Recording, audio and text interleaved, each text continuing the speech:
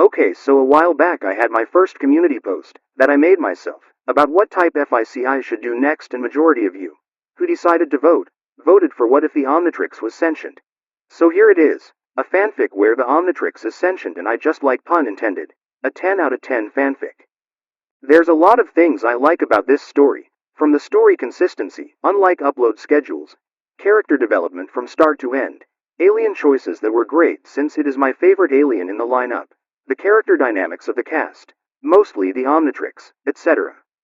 I found this story about last year where I was searching for FIC, where Ben found the Ultimatrix instead, found that FIC, but there wasn't much chapters, and while I was checking for this type of fix, I found this story and I have been ever since. Now enough rambling here, a few things I should mention. The author of this story is called Red Reef, but currently since the first chapter of this story their girlfriend, Pink Reef, has taken over the account due to Red Reef falling out of love of writing fics. So make sure to visit Red Reef and Pink Reef and make sure to support them. Second, I don't own anything and I never will. Chapter 1. And then there were 2. The vastness of space, an endless ocean of nothingness filled in with only small dots of rock and gas. With the sheer scale of the universe, and everything that existed beyond it, most sentient beings that existed in this tiny solar system could not be bothered to go out looking for intelligent life. So instead, they decided to come to us. The rings of Saturn were alight with explosions as a sleek black and green spaceship swerved skillfully through the asteroid field, firing back at the massive cruiser that was plowing through the rocks behind it. The ship was many times larger than the one it perused, its appearance closer to the shape of a laser rifle with red electric beams running between its 2 pincers and the glowing red orbs that dotted its surface. The larger ship shot a single beam of red energy at the underside of its target, seemingly able to slow it down before it was flying alongside the transport and fired their turrets at its side. The smaller ship endured the damage and swerved away from its pursuer, returning laser fire at the neck of the ship. Within the command center of the ship, humanoid drones in armor of red and black with multiple diodes were buzzing between the multiple computer systems with extreme haste. Hull damage at 20%, a drone reported in a mechanized voice, speaking to the bridge commander. Weapon systems are still operational. What is your command, Lady Sitanu? The bridge commander towered over the meter drones. Their reptile-like skin a murky shade of mottled yellow with long, hair-like appendages on its head similar to dreadlocks and prominent mammary glands that make them distinctly female. They wore very little in terms of clothing. Most of her wardrobe consisted entirely of wire mesh that pressed tightly against her reptilian skin, but she also wore thick pieces of unknown armor that concealed her breasts and loins, a pair of wrist gauntlets, one of which held a miniature computer, and belt made from the skull of different creatures for which she used to store her items in the eye sockets. Her face was unknown to everyone because of the heavy metal mask she wore, but when she turned to the drone and addressed him, her voice came strong and clear. "We have come too far to be defeated now," said Sitanu. Every word she spoke was with a soft hiss. "The Omnitrix is nearly in our possession. Retrieve it quickly, or your master Vilgax will be very displeased. And you would not want him to be displeased, would you?" The drones immediately redoubled their efforts, their fingers flying across the keyboard with a renewed sense of urgency. As the minions went to work trying to chase down the starship that was leaving the asteroid belt, Sitanu turned on her clawed foot and walked to the back toward the command chair that oversaw the entire bridge. Sitting upon his seat as if it were a throne was a humanoid that was even taller than the already impressively sized Sitanu, with murky green skin and a head that closely resembled those of Earth's octopuses. The mighty and imposing Vilgax turned his burning red eyes down upon the bridge commander that kneeled respectfully in his presence. "Father, we are close to retrieving the Omnitrix, but the transport continues to elude us," Sitanu reported. "It is only a matter of time before we strike a fatal blow, but the hunt has been frustrating to say the least. The Omnitrix should never have been able to reach this system, if it wasn't for Scoff's ignorance and Zizkair's disappearance. Your brothers will be punished for their blunders, rest assured, daughter," Vilgax interjected. "For now, focus on retrieving the Omnitrix. Once it is ours, there will not be a force in the universe that will be able to stand in our way." The only force in the universe that could stand in the way of the all-powerful Vilgax and his children was a bored 10-year-old boy who saw fit to spend more time making paper airplanes than to pay attention in history class. Ben Tennyson, who occasionally liked to call himself Ben 10 because it was a sweet nickname, was many things including lazy, selfish, and had the attention span of a squirrel. but at least he could make awesome paper planes. That had to count for something, right? Ben folded the last crease on his latest masterpiece, checked around to see that nobody was watching him, and then let it fly across the classroom. The paper aircraft landed its target in the back of his teacher's head. Said teacher glared over her shoulder and Ben, masterfully, concealed himself behind his textbook, even though it was common knowledge that Ben rarely read anything that didn't have colorful pictures of heroes in spandex.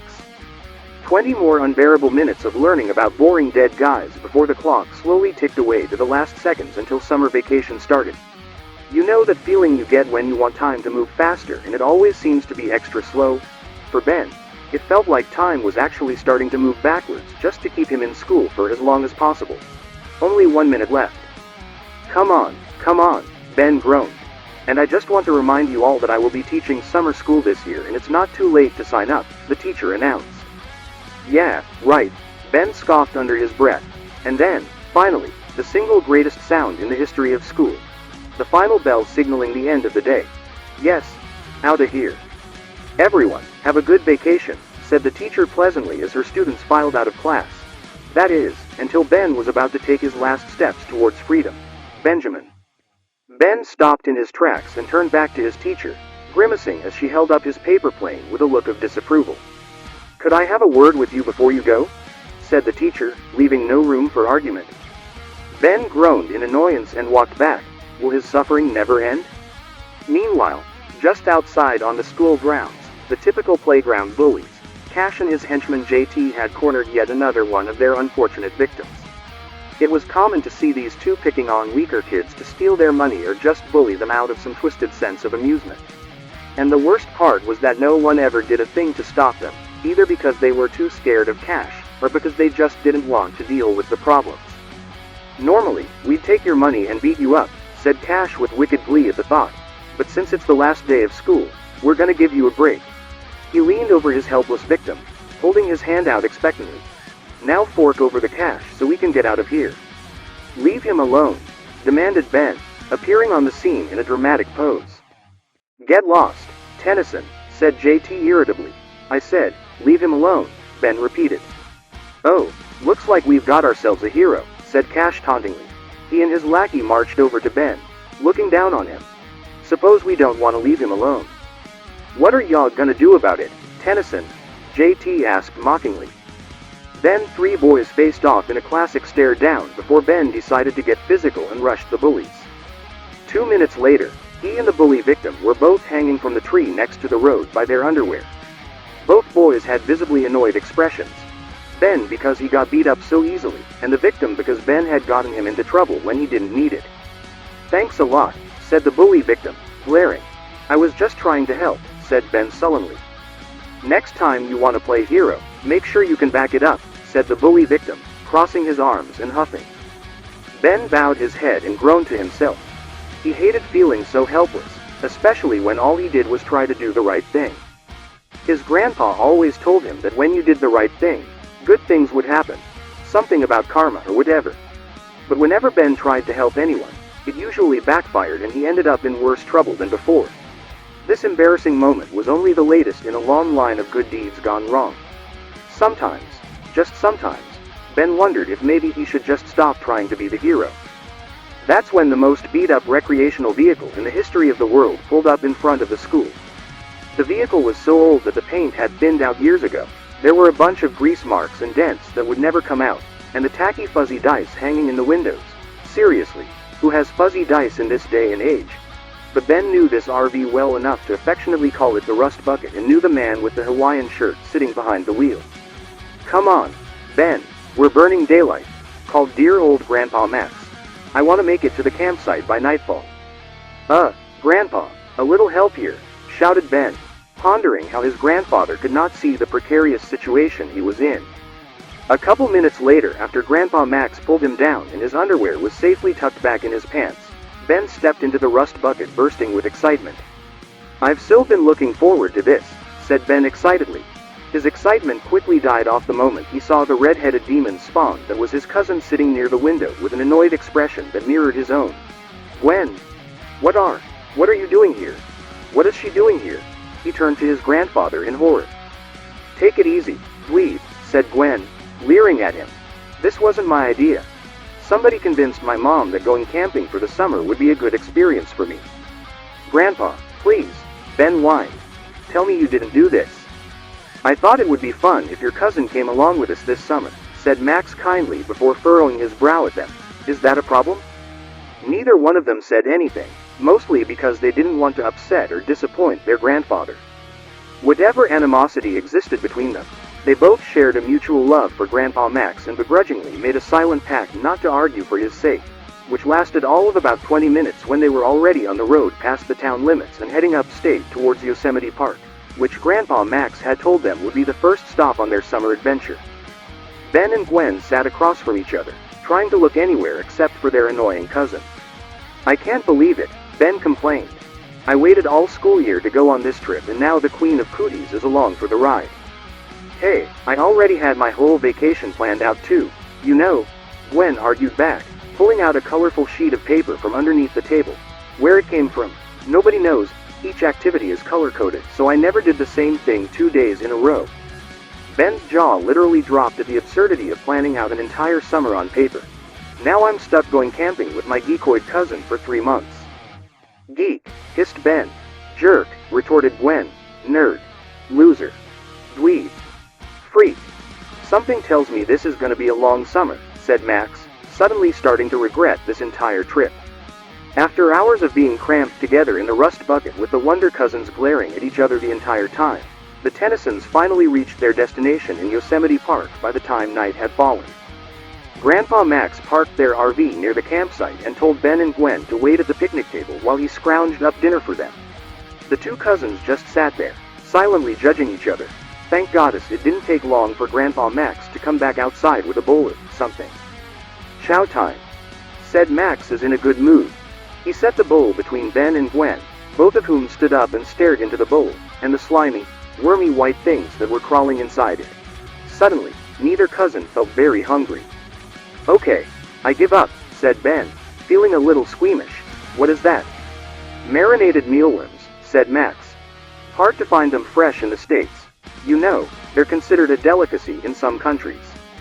And totally gross in others, said Gwen, grimacing as one of the white things fell out of the bowl and started crawling along the table. If these don't sound good, I've got some smoked sheep's tongue in the fridge, said Max. Groaned Ben. Couldn't we just have a burger or something?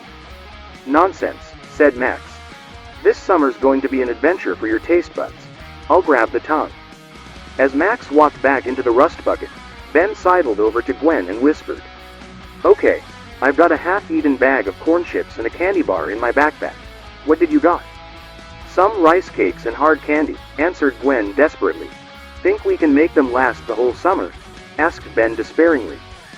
The Tennyson cousins stared down at the mealworms with a renewed sense of dread. This was gonna be the worst summer ever. Meanwhile, the battle out in space continued to rage as the transporter ship passed by the red planet of Mars and flew towards the blue planet of Earth. But not too far behind was Vilgax's flagship, the Cimmerian Hammer, dangerously close behind it. The massive warship fired relentlessly onto the smaller transporter until one shot successfully hit its tail, effectively stopping the ship in its place. Their propulsion systems have been destroyed, reported one of the drones. Prepare to board, commanded Sentient. Retrieve the Omnitrix for my father at once. Yes, Vilgax hissed in delight. After so long, the most powerful weapon in the universe will finally be within my grasp. But before the Cthulian conqueror could celebrate his victory, the ship's alarms suddenly blared and the command center was washed in a flare of flashing red lights. Vilgax jumped out of his seat and Sentient flinched in momentary panic. The masked daughter of Vilgax turned to address the drones, who were running around the bridge in a flurry. What is happening? Shouted Sentient. The ship's shields have been disabled, one of the drones announced worriedly. The bridge is completely exposed. What? Roared Vilgax. How is this possible? While the crew of the Cimmerian Hammer was practically losing their heads trying to fix the situation, the transport ship took notice of their lowered defenses and took one last desperate shot at the larger ship. The green bolt of energy successfully smashed through the warship's walls and hit the bridge with a mighty explosion that consumed Vilgax and nearly half the drones working inside the command center. Sentient, with her natural Yautja reflexes, managed to avoid getting caught in the blast without serious injury, but fell against one of the control panels. That particular control panel, Sentient noticed, just happened to be the weapon systems, which was surprisingly undamaged from the blast. Sentient raised her fist and slammed it down on the firing mechanism. The Chimerian hammer charged its central cannon and fired a single shot on the transporter, successfully blasting the spaceship to pieces so that only the front remained. As the smoldering remains of the transporter careened towards the Earth, a silvery capsule was catapulted from the side of the ship, its presence masked by the debris, and hurtled toward the surface of the planet below. As the war raged on in the starry skies above their heads, the Tennyson cousins were still on edge as usual. In an added effort not to talk to one another, both of them occupied themselves with activities that would prevent them from interacting. Ben put all his attention into beating the newest level of his Sumo Slammers game, and Gwen was typing her latest diary entry in her laptop. That's when Grandpa Max walked out carrying a bag full of marshmallows. He wanted to give them something since they rejected the mealworms he so graciously offered. "Who wants to roast marshmallows?" asked Max. Despite his offer, both cousins refused to even turn around, much to Max's charging. "Okay, how about we tell scary stories?" "Scarier than having to spend a summer with your freak of a cousin," said Ben tauntingly.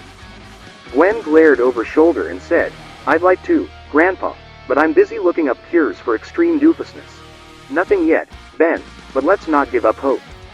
"Ah, come on, you two," said Max. "We're all in this together. Either you can mope around like this all summer or we can have some fun. Now what do you say?" "I vote for moping," Gwen answered automatically. "I'm gonna go take a walk," said Ben, standing up and stowing his game. "Great idea, Ben," said Max cheerfully. "Gwen, why don't you go with him? You both could use the fresh air." "But Grandpa," Gwen whined. "No way," Ben complained. "That's enough, you two," said Max, finally having enough with their attitudes and putting his foot down. "Now you two are going to be spending the summer together, so you might as well learn to get along. If you two can learn to be nice, then we'll just go back and cancel the whole trip." Ben and Gwen looked at one another and internally groaned. Ben had waited all summer to go on a trip with his grandpa, and he didn't want it to end on their first night. Plus, if he went back to Bellwood, his parents would no doubt send him to summer school. Gwen, personally, had no objects with going back home. She could complete her summer schedule like she planned. But, of course, she loved her grandpa and she hated to think she might disappoint him, especially since they don't get to spend as much time as they would like to. So with a reluctant sigh, Gwen closed her laptop, grabbed her backpack off the picnic table. "You have to always be prepared for emergencies," said Gwen, and started walking along with her doofus cousin. "Have fun, kids," Max waved them off. "I think those two are starting to grow on each other." But what Grandpa Max didn't know was that the moment they were out of sight and hearing range, the Tennyson cousin immediately broke into another bout of complaints. "Oh man, this is the worst vacation ever," groaned Ben. "I might as well have gone to summer school." "This is no picnic for me either, you know," snapped Gwen, glaring at her shorter cousin. "I could be hanging out with my friends at my karate club, but no, I gotta spend the whole summer with my dweeb of a cousin." "Yeah right, like you have friends," Ben mocked her.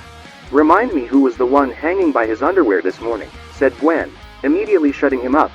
"Oh, that's right, it was you, wasn't it?" Ben grumbled, unable to come up with a witty comeback, when both Tennyson cousins heard a sharp whistling from the sky. Both of them looked up and saw a streak of fire shooting through the stars. "Whoa, a shooting star," said Ben excitedly. "Isn't it a little close to being a shooting star?" asked Gwen curiously. It was right at that moment when the shooting star suddenly turned at a sharp 90-degree angle. Did that shooting star just turn, and is it coming straight toward US? "Run!" screamed Ben. Without even thinking about what he was doing, Ben grabbed his cousin's wrist and started pulling her in the direction opposite of the incoming meteor. Despite what he may say, he did care about Gwen enough to not want to see her get squished by a freaky shooting star. But no matter how fast they ran, the shooting star was much faster and crashed into the ground behind them, sending both cousins flying into the dirt side by side. Thankfully, neither one of them was seriously hurt when they landed, only coming away from the crash with a few scratches. "Gwen, are you okay?" asked Ben worriedly. "I'm fine," said Gwen, panting heavily. She thought she saw her life flash before her eyes. What was that thing? The Tennyson cousins stood up and walked to the edge of the crater that had cut a crude path through the forest, cutting down a lot of trees in its way. Both of them looked down over the edge as the heat of the object's surface finally started to cool down from orbital entry, revealing its polished silver surface. The capsule was large, big enough to fit one of them comfortably inside. "Whoa, what the heck is that?" asked Ben in awe. "It looks like a satellite or something," said Gwen. As Ben leaned forward for a better look, the ground beneath their feet suddenly gave way and sent the both of them tumbling into the crater. While Ben fell flat on his face, Gwen rolled a little closer to the space pod and accidentally slapped her hand on the extraterrestrial object. The moment her skin came into contact with the pod, a series of green circuits drew themselves on the surface and traced the pattern of Gwen's hand. When the red-headed girl realized what was happening, she took her hand off and scooted back with Ben just as the green handprint faded. A moment later, the space pod clicked open with a soft hiss and steam billowed out. Ben and Gwen looked at each other nervously, possibly wondering if they should leave well enough alone, but natural curiosity drew them closer. Ben and Gwen walked around the edges of the capsule and leaned inside where they found. "A girl?" said Ben surprisingly. "Yes, that's right, a girl."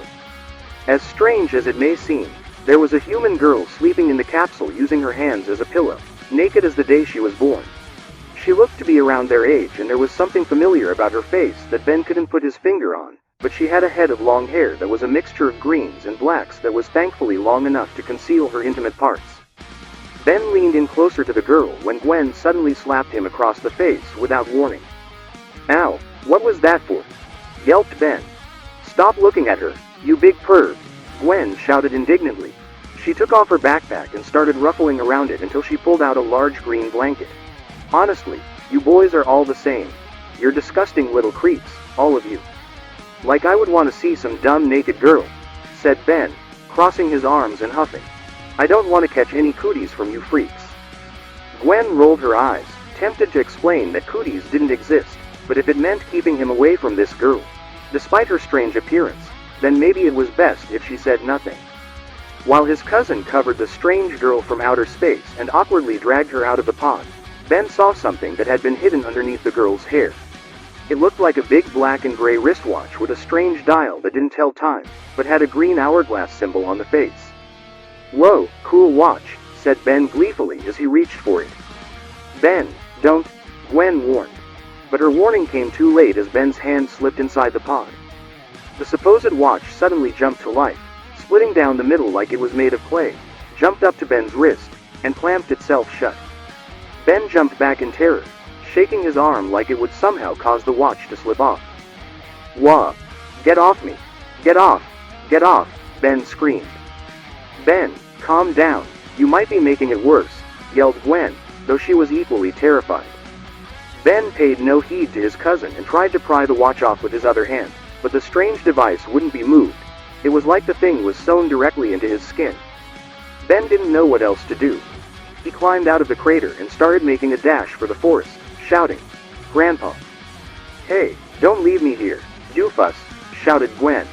The red-headed girl chased after her cousin, completely forgetting the strange green-haired girl she left lying on the ground. When Gwen found her dweeby cousin, she saw him trying to pry the space watch from his arm using a stick for a lever. There were so many ways that Gwen could explain why that wouldn't work, but he found out the hard way when the stick snapped in two and the broken piece smacked him between the eyes. "Ow!" Ben yelped. He glared at the stick like it offended him and threw it on the ground. "Aw man, this day just can't get any worse." "There has to be something we can do," said Gwen, trying to be supportive. "Maybe we can go ask Grandpa if there's a way to get it off." "Yeah, because a retired plumber knows everything about weird watches from outer space," said Ben sarcastically. He let out a heavy sigh and started touching the faceplate, thinking there might be some mechanism that would get it off. When he tapped the two buttons on the side, the dial suddenly popped up. "Whoa, check it out." Gwen leaned in closer as the hourglass symbol crossed edges, transforming into a diamond shape. A silhouette appeared afterwards with the shape of some strange creature that looked like it was on fire. "Cool," Ben said excitedly. "Ben, I really don't think you should." But as usual, Ben would never listen to his cousin and pressed down on the faceplate. Suddenly, Gwen was blinded by a flash of green light and felt hotter all of a sudden. When her vision started to clear, Gwen looked up and her mouth fell open in shock. Instead of her doofus cousin, The red-headed girl looked up into the face of a tall and imposing, human-shaped monster that looked like it was made from living magma.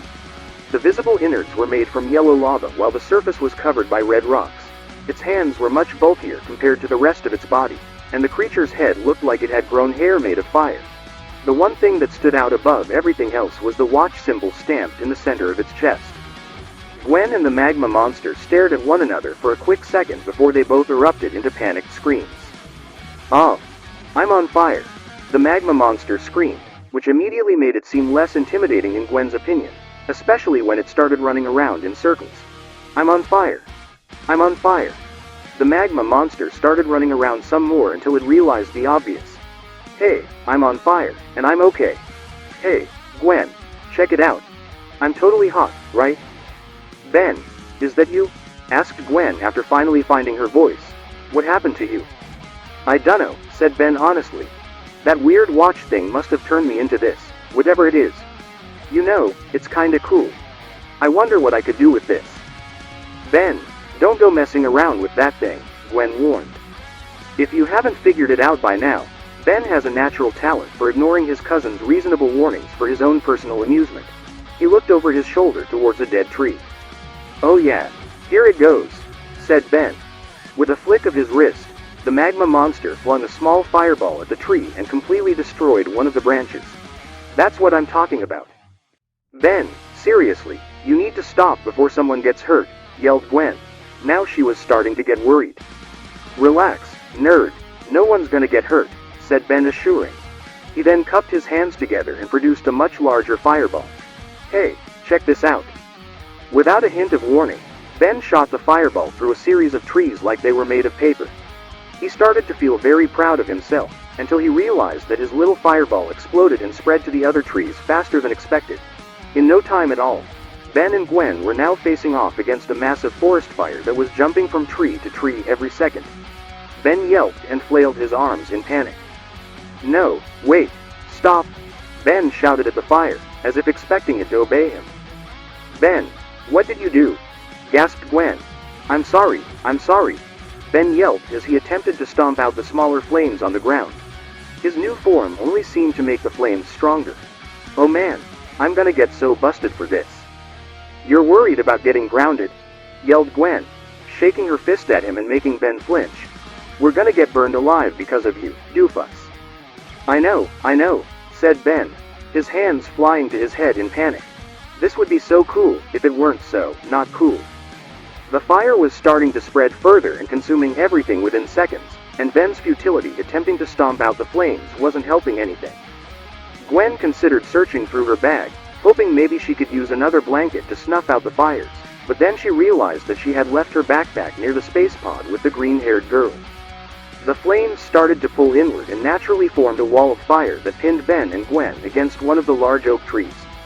Sparks flew out and hit Gwen's shoes, nearly lighting them on fire until she kicked them out on the ground. The red-headed girl felt like crying. She never imagined this was how she was gonna go out. "Ben, if we don't make it, I just want to say I'm sorry for calling you a doofus," said Gwen, fearing starting to well up in her voice. "Hey, don't talk like that," said Ben firmly. "We're gonna get out of this, I promise." "How?" Gwen asked as her tear ducts started to swell. "Everything you touch gets set on fire. There's no way we'll be able to put it out."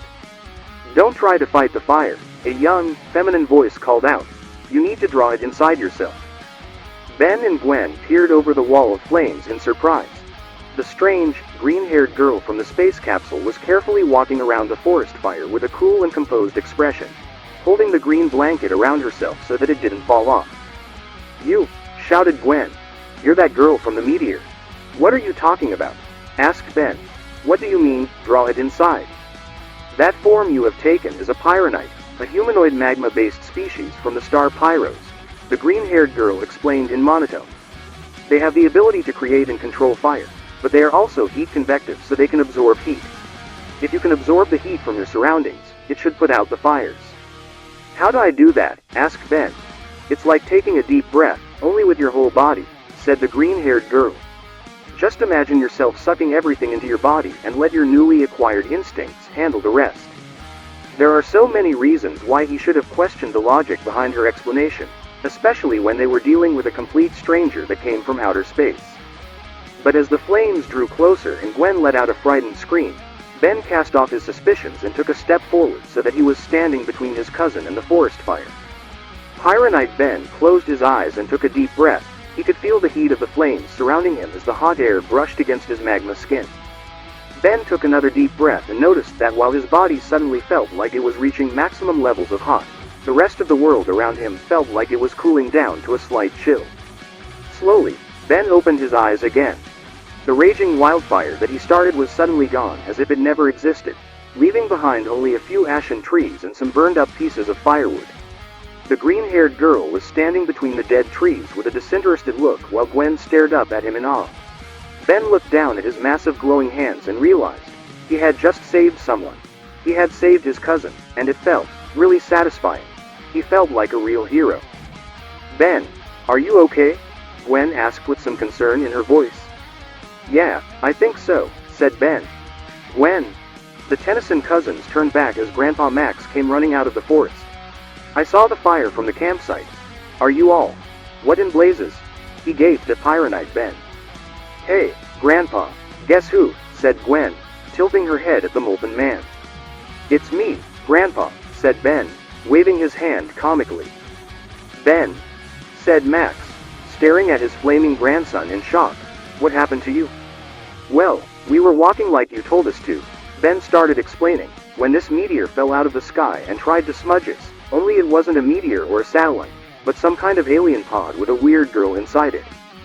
She had this cool-looking watch, so I tried to grab it when it jumped onto my wrist. When I tried to get it off, I was suddenly on fire, only it didn't hurt when I was starting this mega forest fire. We thought we were done for when that weird girl said I could absorb the fire by breathing. At first, I thought she was crazy, but I did it anyway, and then I put out the fire." "It's been a really long day, Grandpa," said Gwen tiredly. "I can imagine," said Max. "So you say this watch just jumped on your wrist and you could suddenly turn into this?" "Hey, this time it wasn't my fault, I swear," said Ben.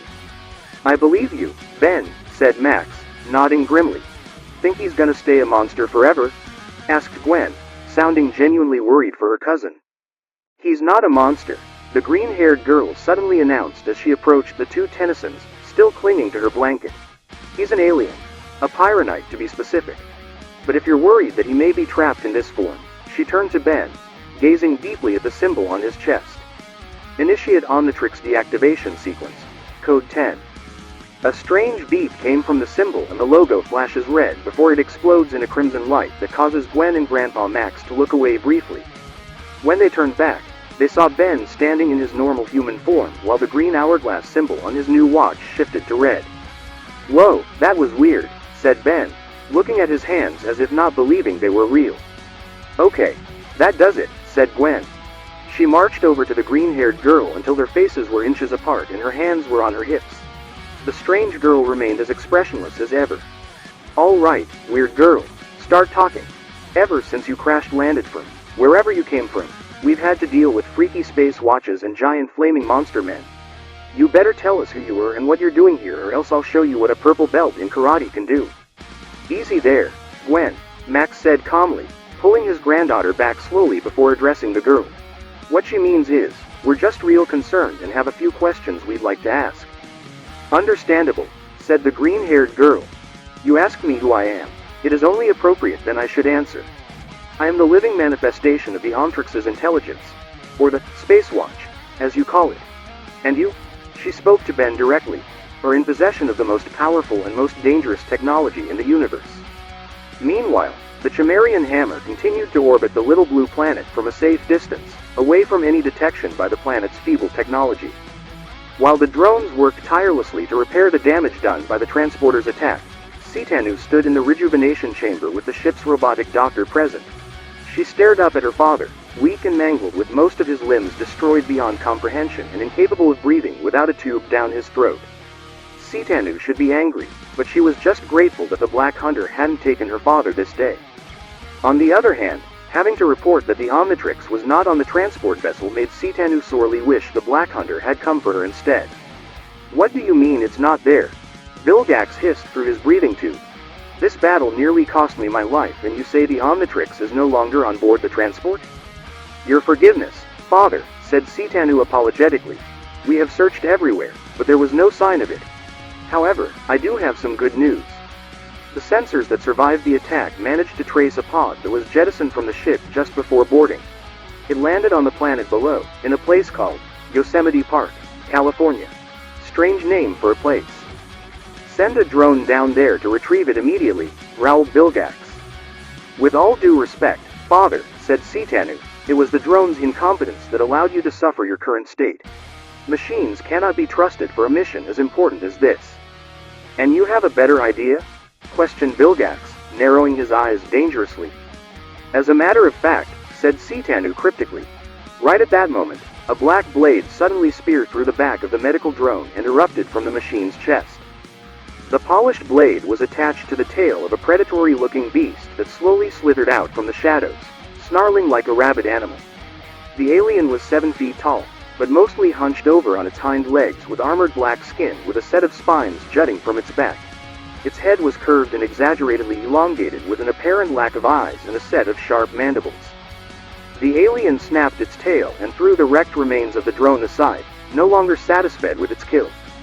Sitanu made a sharp whistling noise and the alien immediately crawled on all fours towards the Yautja, curling around her ankles like a domesticated house cat. The monster was practically purring at her presence. We shall retrieve the Omnitrix ourselves, Sitanu hissed mysteriously. Chapter 2. The start of something strange. The Tennysons barely managed to avoid being spotted by the park ranger after Ben nearly burned down the forest with his strange alien transformation. They made it back to their campsite and sat around the campfire Grandpa Max made with the green-haired girl that fell from space along with Ben's new watch. Not wanting to leave the currently nameless girl naked with only a blanket to cover her, Gwen took her inside the rust bucket and had her change into some of her spare clothes. The green-haired girl took notice that the Tennysons had multiple pairs of the same clothes, which seemed very peculiar and unsanitary. It's a good thing we happen to be the same size, Gwen said to the green-haired girl. You can keep those until we find something else for you to wear. They will do fine, but I think I would prefer fabricating my own wardrobe, said the green-haired girl, staring down at the kitty logo with some curiosity. Of course, I will require some materials. I have an old sewing kit that used to belong to my wife, Max offered. You can borrow them if you want. That would be greatly appreciated, Maxwell Tennyson, said the green-haired girl, though she still spoke in a monotone. Please, call me Max, said Max lightly. So, I know we just met and you're probably a little disoriented after everything that's happened, but we were hoping you might answer a few questions. Yeah, like who are you and what's up with this freaky watch, said Ben, holding up his arm to display the alien device. As I said before, that is not a watch, said the green-haired girl. That is the Omnitrix, the most powerful and dangerous piece of technology ever created. The Omnitrix allows the wearer to transform into one of many different species of aliens right down to a cellular level. As for myself, as I have already previously stated, I am the physical form of the Omnitrix's artificial intelligence. I share a direct link with the Omnitrix and exist for the purpose of teaching the wearer the proper use of the Omnitrix as well as acting as its safeguard so that those with ill intentions cannot make use of it. So you're like a human instruction manual, said Gwen. I suppose that's one way of simplifying it, said the green-haired girl. Let's call her Omnitrix for now. So if you came from space, why do you look human? Asked Gwen.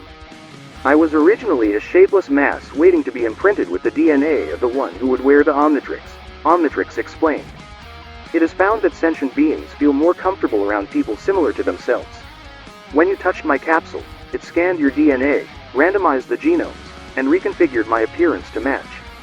That is, we share similar facial features and body types, but I possess different hair and eyes. Great. Now I'm stuck with 2 geeks this summer, groaned Ben. Ben, Max said in a warning voice before turning back to Omnitrix. So you said someone built you, both of you. Do you remember who it was? What did they make you for? I don't know, said Omnitrix, her brow furrowed and a hand to her head. There are some gaps in my memory banks. It would seem that the crash may have damaged some of my systems. I can't recall who created me or for what purpose. All I can remember is that the Omnitrix is the most dangerous weapon in the universe and that I must keep it from falling into the wrong hands. Too late for that, said Gwen dryly. watching her annoying cousin fiddle with the watch. So, why can't I get this thing off? Ben grunted, struggling to remove the Omnitrix. That is unusual, said Omnitrix. The Omnitrix is meant to be worn by any species, but for some reason it was bonded to your unique type of DNA. I honestly cannot explain it. Perhaps it is some sort of glitch. Any chance of getting it off? Asks Max. I know there is a code for the release mechanism, but, said Omnitrix, grimacing as she touched her head again.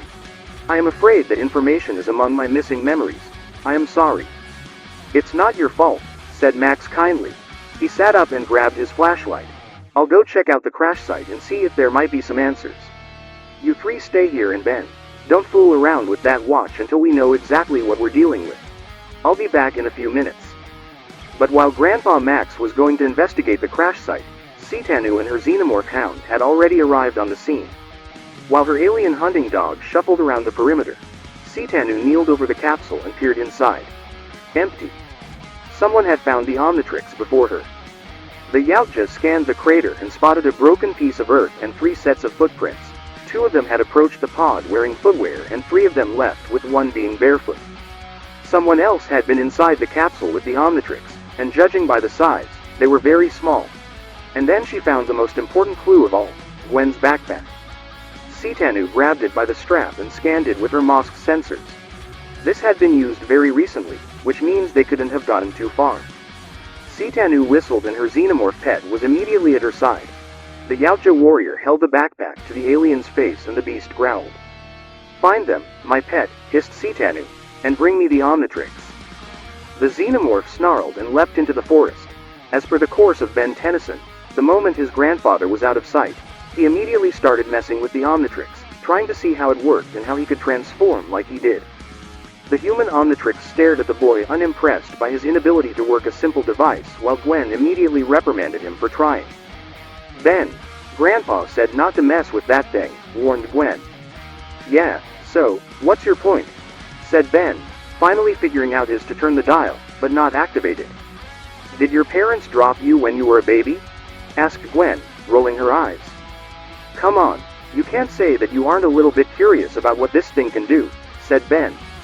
Gwen chose not to say anything because, admittedly, she was a little curious what the most powerful weapon in the universe was capable of. If only it wasn't stuck to the wrist of her annoying cousin. You gotta wonder how many aliens I can turn into with this thing.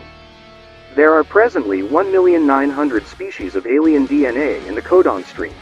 More are still being added, answered Omnitrix. Whoa, I can turn into 1,000,000 aliens, said Ben excitedly. That is so cool. For safety purposes, only 10 are made available at first, said Omnitrix immediately. Ben visibly deflated. More will become available when the Omnitrix's artificial intelligence, that's me, has determined that the wearer is mature and responsible enough. Looks like no new aliens for you, dweeb, Gwen taunted. Ben stuck his tongue out childishly. Yeah, that's real mature and responsible. Whatever, doofus, said Ben, now resorting to poking the watch. Look, if I can figure this thing out, maybe I can help people. I mean, really help them. Not, make things worse. Does this have anything to do with you hanging from a tree by your underwear? Asked Gwen earnestly, but Ben took it as an insult and kept quiet.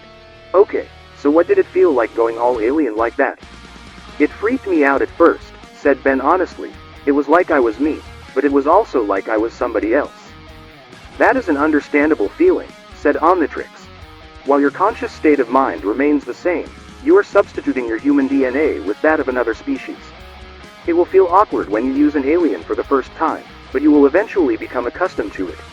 Just then, Ben finally managed to get the core to pop up. Oh good, you figured out the activation function. I was wondering how long it was going to take you. Humans aren't as intelligent as I was led to believe. That's just Ben, said Gwen teasingly. Ha ha, you're so funny, said Ben sarcastically. Man, only 10 aliens to choose from. Total rip-off. Could you at least show me which one's the best so I can try it? Just this once? Well, I don't know which one would be considered the best, said Omnitrix. She scooted closer to Ben, grabbed his arm, and started turning the dial of the watch. She passes over the silhouette of a crab-like alien, one that looked like a humanoid feline, and the outline of the pyronite before she stopped on the tracing of something with pointed hair and round wings. But this one is my personal favorite, if you feel like trying it out. Heck yeah, I'll try it, said Ben excitedly. I wouldn't if I were you, Gwen warned. Then it's a good thing you're not me, said Ben. Before Gwen could get a word in edgewise, Ben slammed his hand down on the Omnitrix's core and blinded everyone with its glowing green light. When the blinding flash died, Gwen put her hands down, looked back at Ben, and suddenly found it very difficult to stop laughing. Ben had transformed into a small, fairy-like alien with aqua blue skin, a darker shade of blue hair sticking up straight and pink marks on his dimples and chin that added to his feminine features. He was forced to wear a green dress-like outfit with black zigzag lines and the Omnitrix symbol stamped on his chest. His purple fairy wings flapped lightly as he hovered a few inches off the ground. When the young Tennyson boy looked himself over, he let out a high-pitched squeak. "What did you do to me?" squeaked Ben, his voice trilling and feminine like his appearance. "I wanted to turn into a cool alien, not Tinker Bell. Why do you even have this in the watch?" "The Neminas may be small, but they are a resourceful race," said Omnitrix. "They are capable of flight as well as enhanced speed and agility. They are also capable of producing a powder that puts any being that inhales it to sleep, and able to manipulate their dreams. Plus, I thought it was cute." "So he flies around and shoots pixie dust," said Gwen, trying to hold back her giggles. "More like pesky dust," grumbled the newly named Pesky Dust. "This alien is totally useless. When am I ever gonna need it for anything?"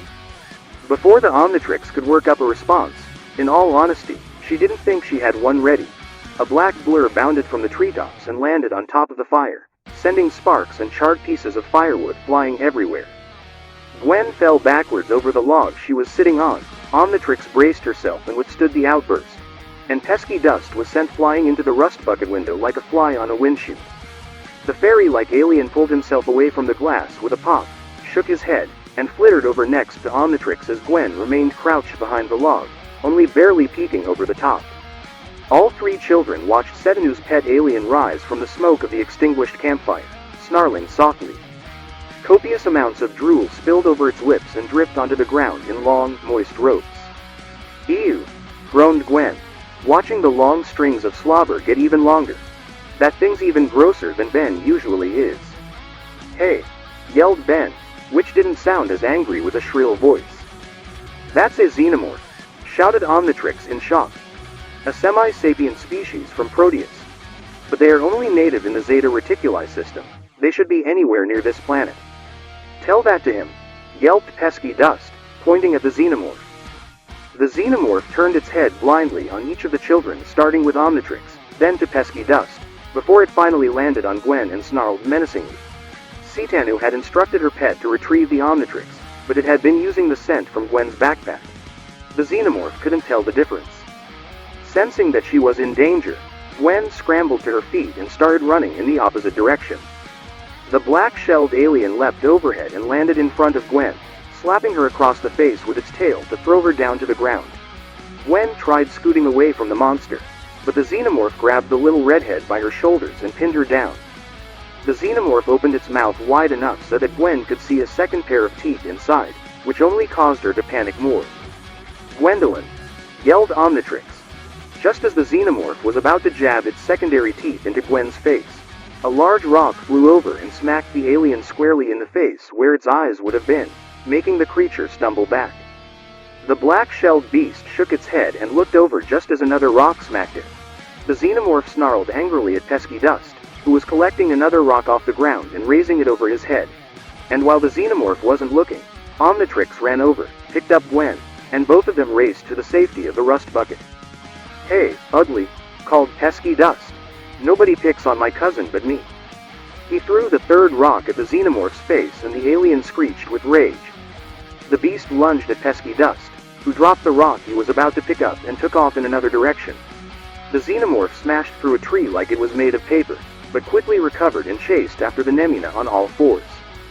Pesky Dust flew over the campfire, which the xenomorph smashed through and the flames licked its outer shell, but ultimately did no harm.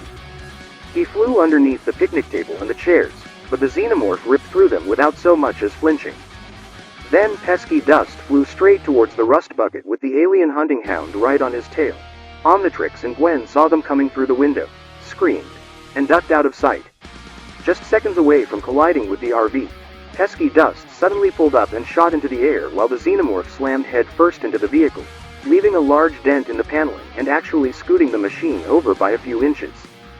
"Ben, watch where you're going," Gwen yelled from inside the rust bucket. "We're still in here, you know." "Hey, why don't you try fighting a horror movie reject with this lame alien?" pesky dust trilled. The xenomorph bounced back on its feet and climbed on top of the rust bucket, stretched its arms and swiping its tail at the Nemina that was flying just out of its reach. When reaching wasn't working, the xenomorph crouched low and jumped up amazingly high with its powerful legs. Pesky dust barely managed to swerve out of the way before the alien snapped its teeth at him. The xenomorph landed and immediately tried again. It missed, landed, and tried again. "I could use a little help here," pesky dust squeaked as he narrowly avoided the xenomorph's jaws. "Neminas can put all living beings to sleep with the powder they produce from their hands," said Omnitrix through the open window. "I guess a snoozing alien is better than a biting alien," yipped pesky dust. After narrowly dodging yet another one of the xenomorph's attempts, pesky dust hovered over the alien hunting hound and pointed his index finger like a gun. A thin line of green powdered mist somehow sprayed from the fairy's fingertip and circled the black-shelled monster. The xenomorph looked around confused, but then started to get wobbly before finally tipping over the edge of the rust bucket. The beast landed on its side with its mouth open and its second mouth hanging out. You could hear the light snoring if you listened closely. Omnitrix and Gwen cautiously stepped outside the rust bucket as Ben swooped down, all of them peering down at the sleepy monster. "You know, when it's asleep, it's actually kind of cute," said Omnitrix with a straight face. "We need to talk about your definition of cute," said Gwen blandly. Just then, the Omnitrix symbol of pesky dust's chest beat and glowed red before it exploded into a crimson light, reverting Ben back to his human form. "All right, I'm me again," Ben cheered. "You should have stayed a pixie," said Gwen teasingly. It was a much-needed improvement. "I happen to agree with her," said Omnitrix. "Hey," snapped Ben. "Is everyone all right?" asked Max worriedly as he emerged from the forest and ran to the children. "I heard noises and... what in the name of Davy Crockett is that?" He pointed his flashlight at the slumbering alien. "It's a xenomorph from Proteus," Omnitrix informed. "This is an alien that shouldn't be anywhere near this system, but it is nonetheless. The way it came after us, I would almost think that it had been trained, which is strange since I never heard of a domesticated xenomorph before. Meteorites, space watches, alien attacks," said Max, looking like he was on the verge of a headache. "I think we've all had enough excitement for one night. Everyone back in the RV. I don't want to stick around to see what's coming next." The Tennysons and their new passenger didn't argue. Everything was starting to go way over their heads at this point. They left behind most of their camping gear that had been destroyed in the attack and took off with the screech of the rust bucket's ties, leaving the xenomorph snoozing on the ground where they left it. They passed through the entrance to Yosemite Park and turned onto the main road. Max was up in the front seat driving safely while Ben and Gwen sat on opposite sides of each other, staring at the watch as it turned from red to its normal green color. Omnitrix sat on the sofa and decided that time was better suited creating her new wardrobe like she had planned using the sewing kit Grandpa Max had lent her. She had only picked out white, green, and black thread. Gwen happened to notice. Ben wasn't the least bit interested in clothes like his cousin. "I was worried you might get popular with that thing on your wrist," said Max. "That's why I asked you not to fool around with it until we know what it's capable of." "But she already told us what it can do," said Ben, referring to Omnitrix. "It can turn me into over 1 million aliens, but she said I can only use 10. Major ripoff. But at least I figured out how to make it work. All you do is press this button, then when the ring pops up, just twist it until you see the guy you want to be, slam it down, and bam! You're one of 10 super cool alien dudes. I would ask you to refrain from slamming down on the core," said Omnitrix, moving on to using green thread. "The core is very sensitive and impacting it with sudden force could cause the timeout function to malfunction and create possible mistransformations. If you are going to wield the Omnitrix, please do so with care. Is there any way he can just stay an alien and not turn back into a plain old pizza face?" asked Gwen snidely. "Highly inadvisable," said Omnitrix. "Remember, the wearer is exchanging their DNA for a sample of another species. Prolonged exposure could rewrite the user's own DNA and therefore damage their mental stability. That's why it possesses a recharge function. With a device as powerful as that watch clamped on you, said Max, my guess is we better help you learn fast.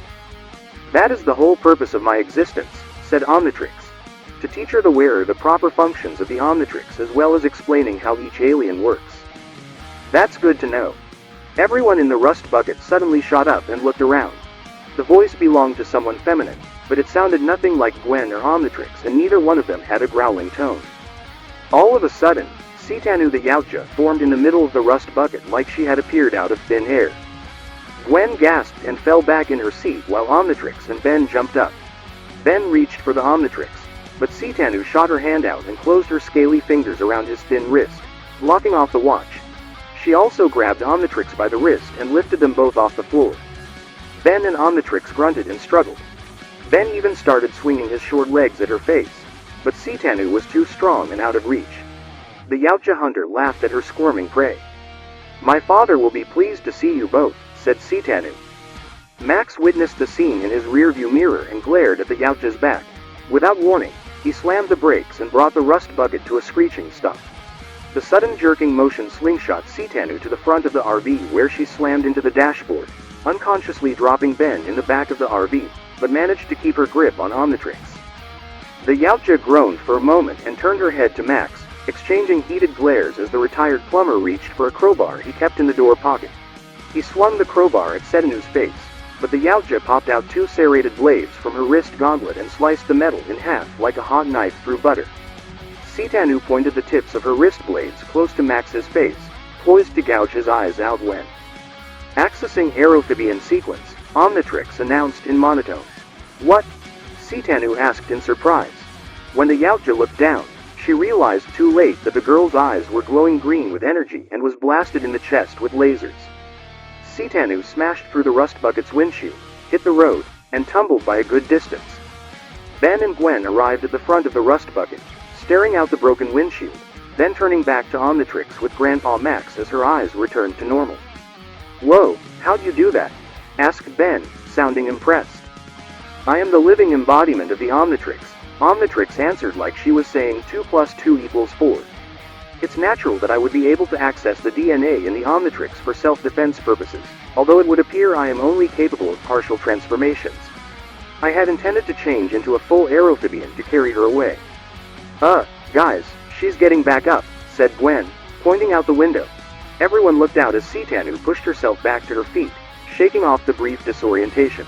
What is that thing anyway? That's a Yautja, a predator-type alien with a long history of hunting other species for honor and sport, answered Omnitrix. That would explain why the xenomorph suddenly showed up. She must have tamed it to be her hunting dog. Very clever.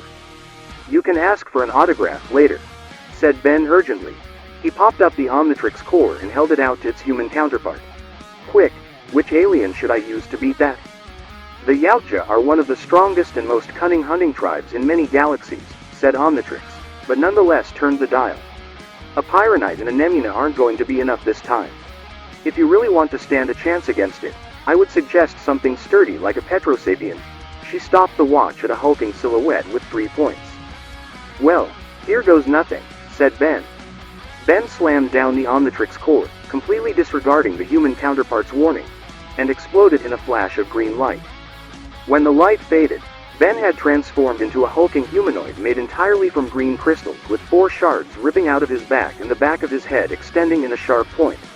His uniform was split down the middle with one side black and the other white and the Omnitrix symbol stamped on his upper left side of his chest.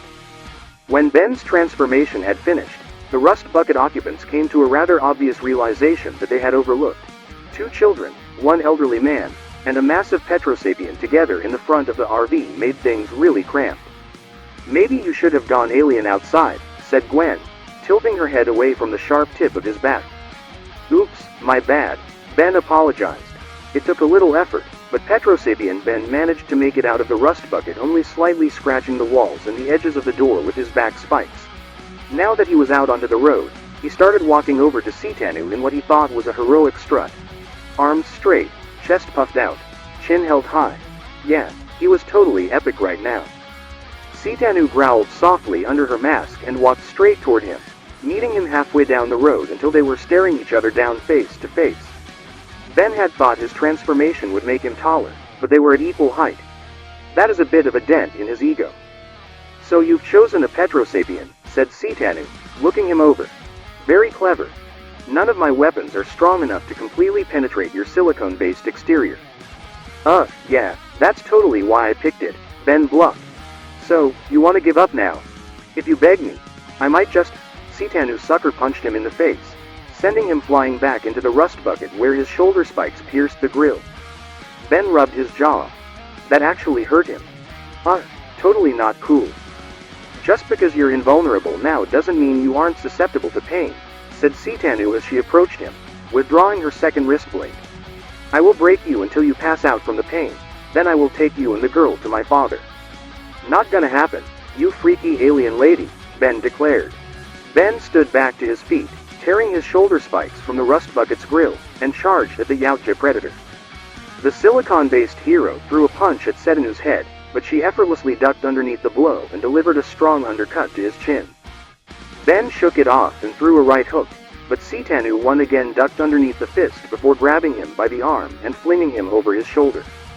He slammed the ground with his back and Sitanu pushed her foot against his chest to keep him pinned. The Yautja swiped her wrist blade across his face, but Ben raised his arm defensively when his fingers suddenly formed together and extended into a lengthy blade. Setanu's wrist blade was deflected and made her stagger, giving Ben the opportunity to kick her away.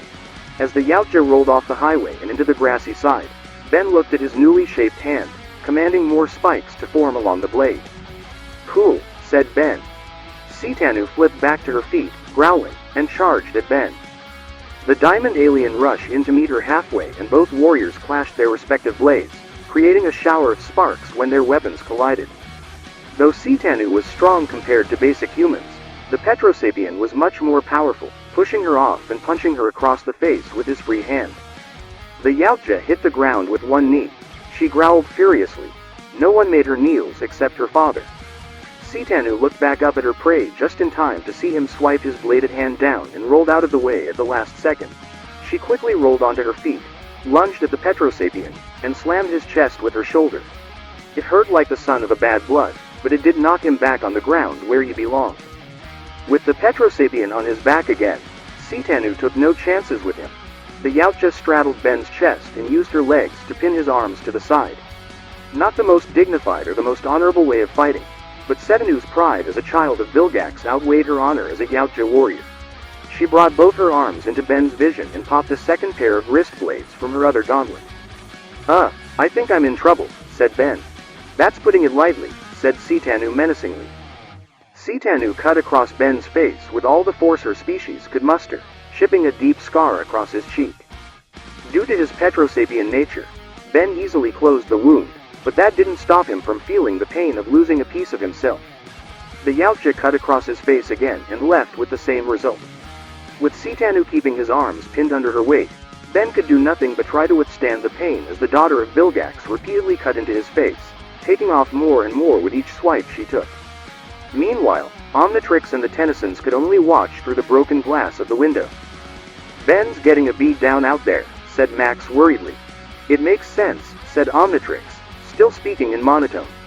"Benjamin may have the strength and invulnerability of a Petrosapien, but Yautjas are trained from birth to be skilled warriors. She had much greater technique and experience than he does." "Isn't there any way we can stop her?" Gwen asked Omnitrix urgently, shaking her by the shoulders. "You're the human alien encyclopedia. That alien has to have a weakness, right?" "They don't have any distinguishing weaknesses," said Omnitrix, humming thoughtfully for a moment. "Unless..." "Unless what?" asked Gwen. "Well, the Yautja homeworld has a slightly stronger atmosphere than Earth," said Omnitrix knowledgeably. "The Yautja breathe in 1% more oxygen and 4% more nitrogen than humans, meaning that the air on this world would be considered thin for the Yautja." "Kind of like when you climb a tall mountain," said Max. "Exactly," said Omnitrix. "That's why the Yautja crafted breathing apparatuses into their biomasks to enable them to survive on planets with different atmospheres. Perhaps if we cutting the breathing tube, we can." "Hey, where did Gwendolyn go?" Max and Omnitrix looked around the rust bucket and noticed that the door was hanging open. Back in the fight between Sentient and Ben, things were shaping up to be a bad situation for the alien hero. After being chipped apart many times by the Yautja, Ben was finding it harder and harder to reshape himself while trying not to pass out from the pain. His face was covered in deep cuts that were slow to close, and whenever he tried, Sentient would cut the wound open again with her wrist blades. And to make matters worse, the Omnitrix symbol on his chest started beeping, meaning the end of his transformation was close at hand. Sentient noticed this and made a soft clicking noise. "Your time has run out, child," Sentient hissed into his face. "It was very unwise of you to challenge me." "Yeah, well, you're ugly," Ben taunted childishly. "Bet you wear that mask 'cause nobody wants to see your ugly face." "Resorting to petty insults," said Sentient amusingly. "The Omnitrix is wasted on you. But don't worry, that device and the girl will soon be put to better use." "Hand off my doofus cousin, freak show." Sentient gasped underneath her mask as she looked around.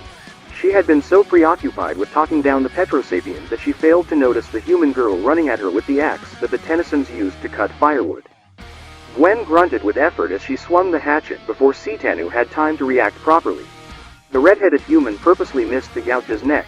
She didn't have the stomach to actually draw blood, and took a swipe at the tube connected to the side of the mask. The hatchet cut through the tube cleanly. A hissing noise came from the severed hose as the stronger air was released freely. The effect of Gwen's actions was almost immediate.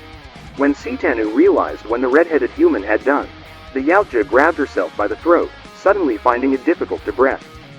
Sentient bounced up to the feet, making frequent gasping noises, as she stumbled toward the nearest tree and leaned against the tall redwood to keep herself standing.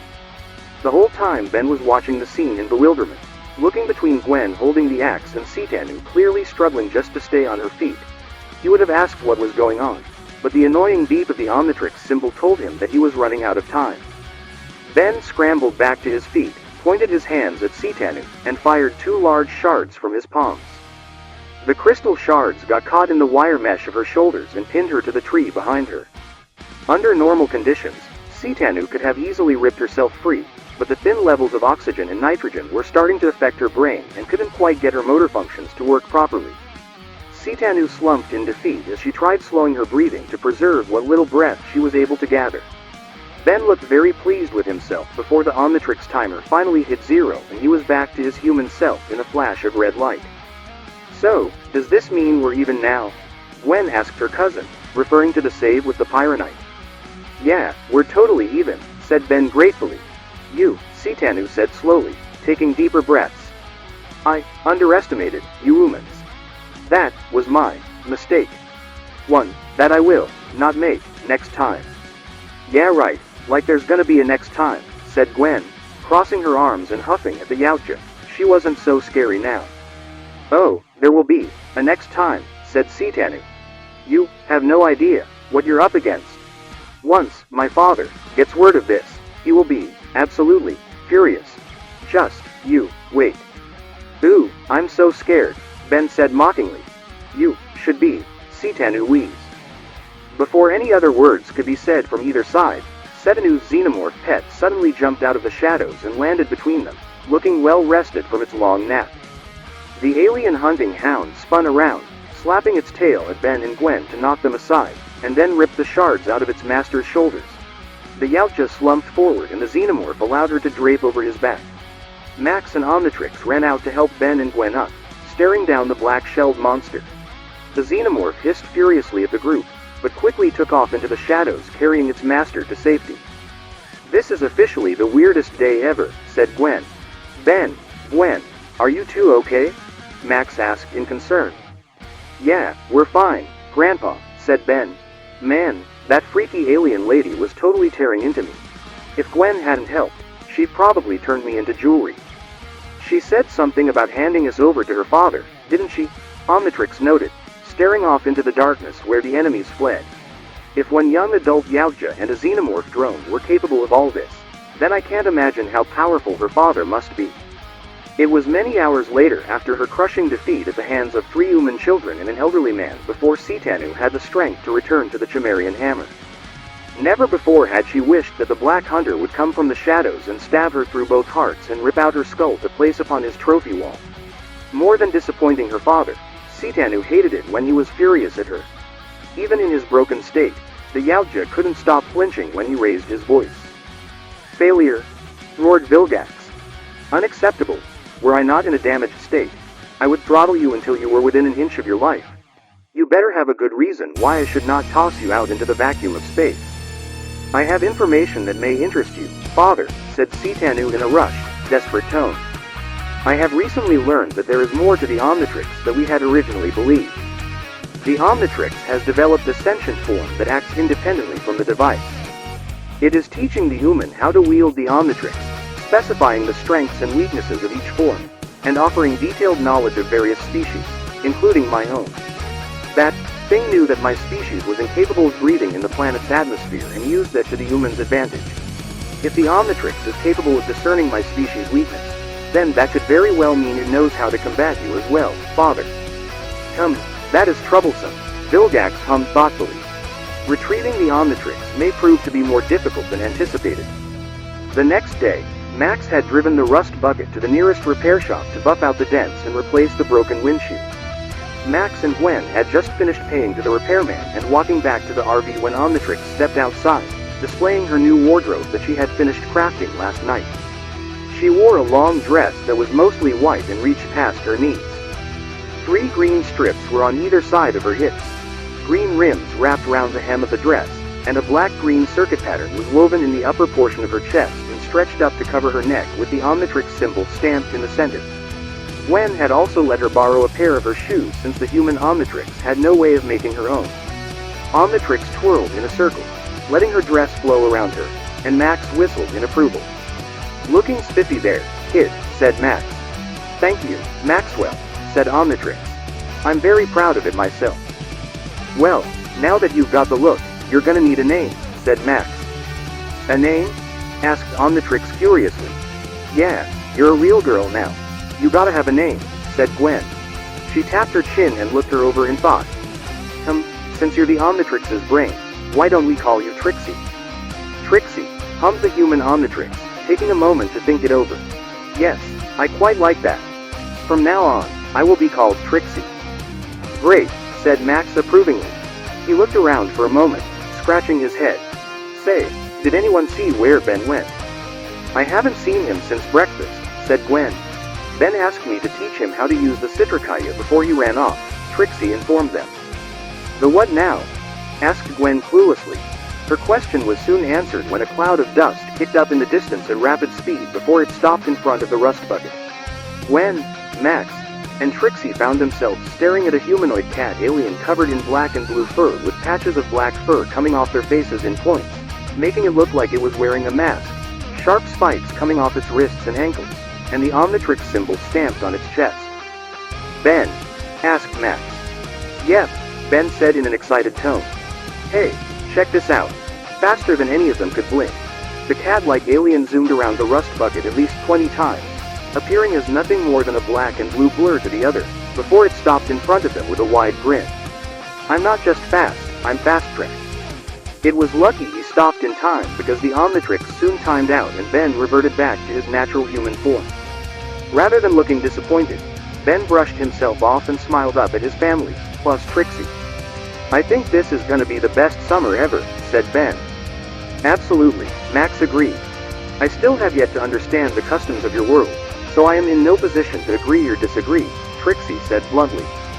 "Well, it's certainly going to be interesting," said Gwen, looking torn between excitement and worry at the thought of Ben playing with the most powerful weapon in the universe all summer. "So, where'd you go anyway?" "Just had to take care of a couple of things before our vacation really got rolling," Ben said cryptically. It was common knowledge that heroes were never supposed to use their powers selfishly or to seek out revenge, but just this once, Ben was willing to make an exception. "I mean, if you suddenly had the power to get back at your bullies, wouldn't you?" That was the only reason Ben needed to hunt down Cash and JT back in Bellwood and hanging them by their underwear on a tree branch overlooking the street. "Dude, how'd we get up here?" asked Cash. I'm not sure," moaned JT, "it all happened so fast." "Hey, somebody," Cash flagged down the cars rolling past them. but none bothered to acknowledge the two adolescents hanging helplessly from the tree. Anybody, little help up here, please. And that officially concludes the first real episode of Ben 10. I think I did a good job trying to pack as much information as I could in this episode, as well as displaying some of the new alien roster and showing off Trixie's partial transformation power. That last point in particular is going to be important in a future plot point. I'm not too confident in the action scenes. They seem choppy. If you have any suggestions on how to improve it, please feel free to say.